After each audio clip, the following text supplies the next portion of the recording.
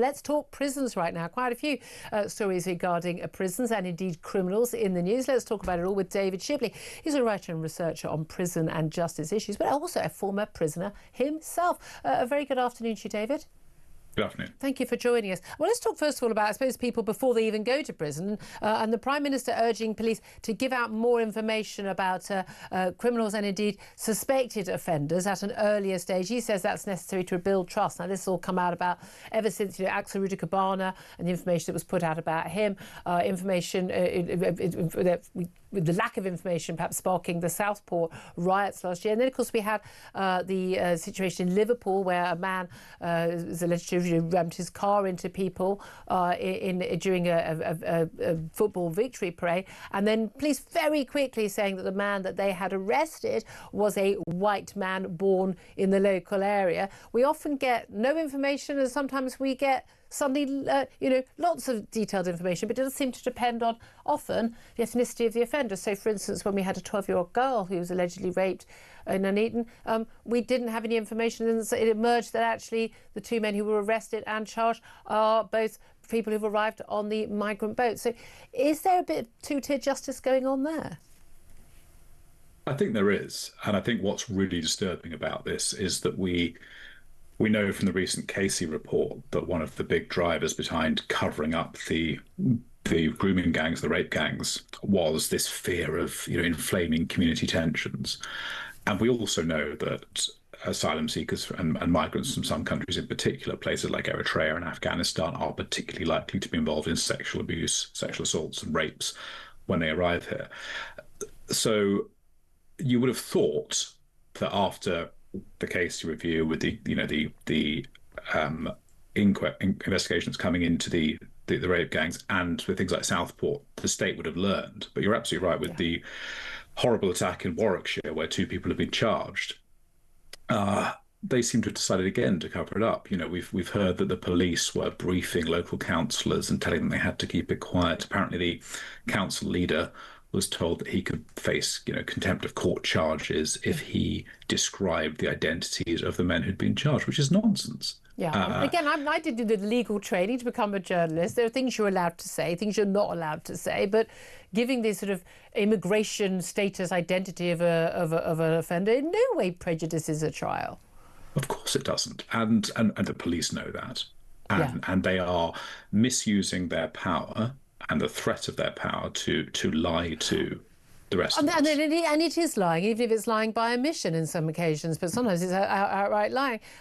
Do you think, though, that then everyone will be listening to the Prime Minister and the Vet Cooper, the Home Secretary, who's reiterated the points today, that they should be giving information where they can? Because actually a lot of people suspect, and I'm among them, that when we had the lack of information about Axel Rudiker-Barner back of Southport, that actually this was a government, directive. They say it wasn't. I'm sorry, I don't believe a word they say. I mean, it may or may not have been directed centrally. I think one of the problems we have now is that so many arms of the state have been corrupted by this ideology. You see it in the approach the police take to these matters. You see it in how courts handle different kinds of situations, particularly the migration tribunals. So at some point, I think when the whole state is this corrupted, it doesn't even need to be directed centrally. They know what they're supposed to do. The wink and the nod, Precisely. and that there's no memo telling them this. It'll just be the score. That's why you're in that job. It's because you play along with this stuff. It is astounding, I think, to most people. But let's also talk about these claims that the prison system came within days of collapse more than once, according to an independent review by the former Chief Inspector of Prisons, Dame Anne Owers. The prison system came to a state of collapse on a number of occasions between autumn 23 and summer 24. There were even concerns, emergency, worrying concerns about during the last election campaign in 24 that they could collapse at that point, and they got to the point of having fewer than 100 places in male prisons. When they talk about state collapse, what do they mean by that? Well, I mean, frankly, that the prison service, the whole prison system was on the verge of collapse. What does that mean?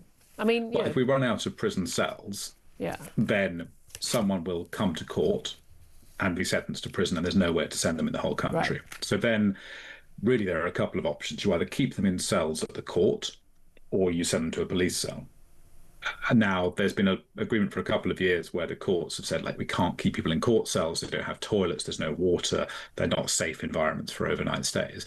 But perhaps you would have to use them. Even if you did, there's not very many court cells in the country. Each court just has a handful of cells beneath it. So they would fill up very quickly. The police cells would fill up very quickly. And then effectively, at that point, the police have to stop arresting people. And if you can imagine... I'm not sure we'd notice that, to be honest with you. I'm not actually being, facetious. I don't think we'd notice if they stopped arresting people. Most police officers in this country don't arrest anyone from one year to the next. Yeah, I mean, I think it would. It's certainly, there are huge issues with the, like, how few crimes actually get solved and how many crimes get ignored. But even then, I think, if you imagine what happens if all the cells are full and someone, commits a murder. Yeah. Do we want them back on the streets? We saw early release, and we did see more crimes as a result of that. But fundamentally, there's no doubt we have a serious issue there. We need to build more prisons. Here's the thing: there's also a question about who gets put in them, because interesting press conference from Nigel Farage yesterday, and his new prison czar, effectively. This is Vanessa Frake, who's been a big friend of the show, fantastic former governor. Talks an awful lot of sense on a lot of these issues. She made some comments, basically suggesting that some trans women should be held in all-female jails. Now, this confuses things. When you say trans women, we're meaning prisoners who are male, who identify as if they were women. They're not women. That doesn't matter if they've got gender recognition certificate, whether they've post-op, pre-op. Most of them are just someone who says, actually, I think I might be a woman today, after they've been arrested for their sex crimes. That's the norm of these men. But should they be housed in the women's prison estate? I think the answer to that is a really simple no, never. I've been arguing with Nigel Farage on WhatsApp about that, as I told my audience yesterday I would do.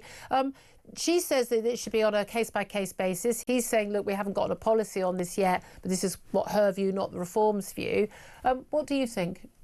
Yeah, I mean, I like Vanessa, and I think she does speak a lot of sense on lots of other issues, but she is completely wrong on this. And what I thought was strange yesterday was, she was talking about this in the press conference. Nigel came out and said that he defers to her and it's all about risk assessment. And that's just not a reasonable approach. We know what the risk is. He's a man.